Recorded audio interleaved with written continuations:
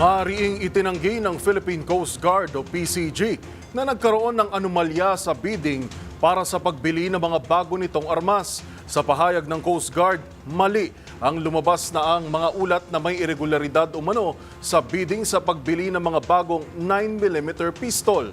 Ang buong detalye, tinutukan ni Boy Gonzales. Pinabulaanan ng Philippine Coast Guard na nagkaroon ng anomalya sa bidding para sa pagbili ng mga bagong armas. Sa isang pahayag, sinabi ng PCG masyadong malisyoso ang mga lumabas na mga ulat na umano'y may mga irregularidad sa bidding sa pagbili ng mga bagong 9mm pistol.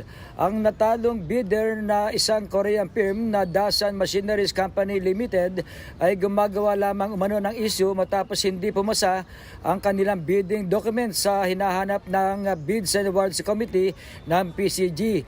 Ang ka-joint venture daw nito ay na-disqualified matapos ang mga mali at questionabling impormasyon na inilagay sa bidding document.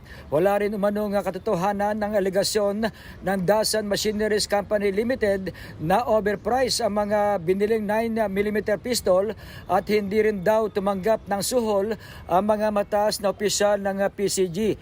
Kaugnay nito, handa umano nilang sagutin ang mga kasong isinampa sa tanggapan ng ombudsman ng natalong kumpanya. Para sa MBC TV Network News, ito si Boy Gonzales, una sa Pilipinas, una sa Pilipino.